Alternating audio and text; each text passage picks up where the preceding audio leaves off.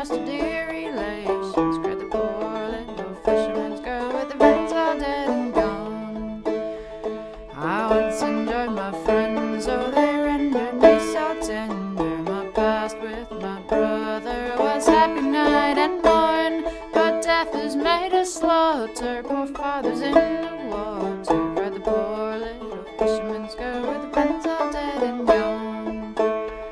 So cold blows the wind and I cannot find no shelter, so fast falls the snow and I must hasten to my thorn.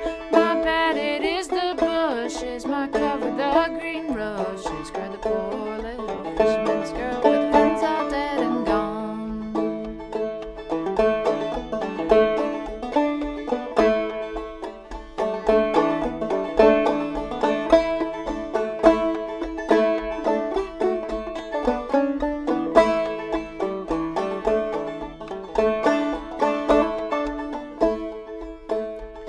One night as she passed by a very noble cottage, a gentleman's breast for her did burn. Said, you poor little lonely creature, and viewed each tearful feature of the poor little fisherman's girl, with her friends all dead and gone. They took her to the fire, he warmed and he fed her, the tears began to fall, they fell to the floor.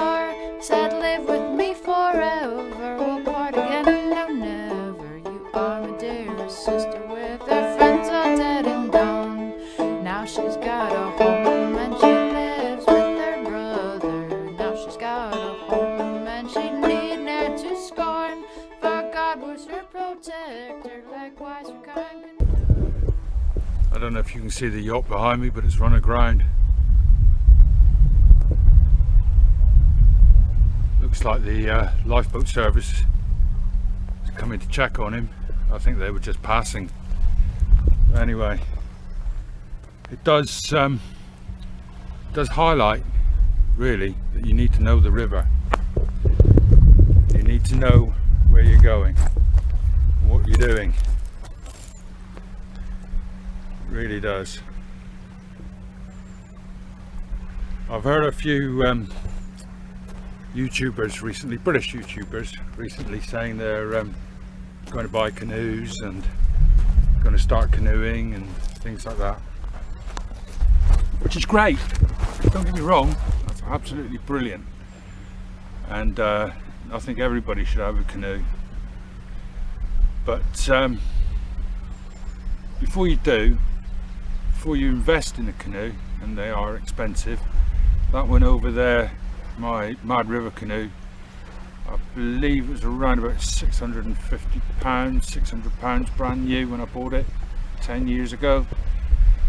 And my other canoe, my Old Town, brand new. Obviously it's not brand new anymore, it's 30 years old, but would set you back somewhere close to somewhere between £1,600 and £1,800. So they're not a cheap investment, and I would advise anybody to go out with somebody first that's got a canoe.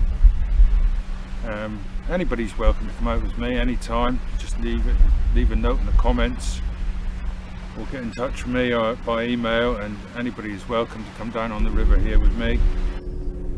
Looks like another member of the lifeboat service is turning up with a smaller boat. I don't think the Rigid Raider can get to the yacht. It's easily done though, grounding your boat. I've got a really big canoe, which I'll drop a picture of, and I've certainly had it stuck, and I know this river like the back of my hand. So it is easily done.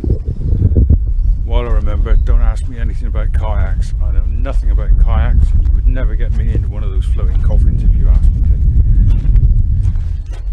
even if you begged me to. Right.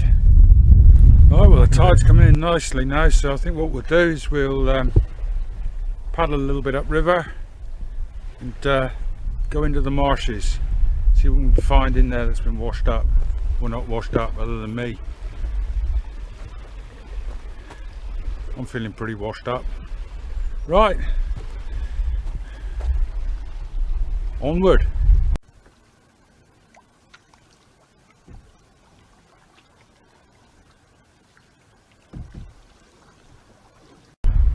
One thing you do have to be prepared for on this river though,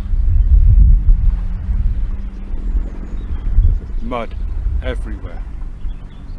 Right, well, that's that area done. I think I've got everything packed. If I haven't, well, it'll be in Plymouth and on its way to the United States at some point.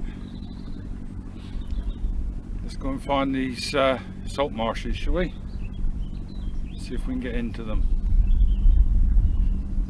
Lovely spot this.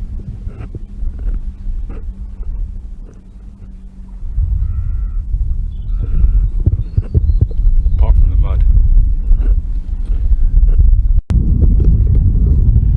Going back to reading the river,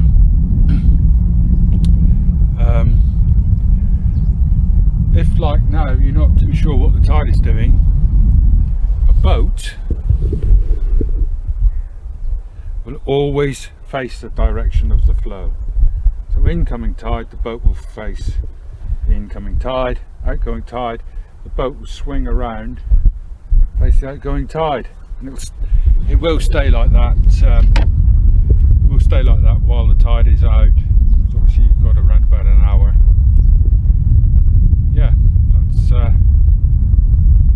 the way to tell if you're not too sure what the tide is doing. The village over there, this one's for Sandy. The village over there is where my great grandfather was born. No, I never met my great grandfather, but my grandmother told me, hello, there's a wake of a boat coming. Walking for a second. My grandmother always told me that if there was ever a pirate in the family, it was him. He was a sailor, black hair, dark skin, gold teeth and an earring. So he died in 1945 in his 90s, so I never got to meet him, but there you go. If there was ever a pirate in the family there, Sandy, it was him, not me.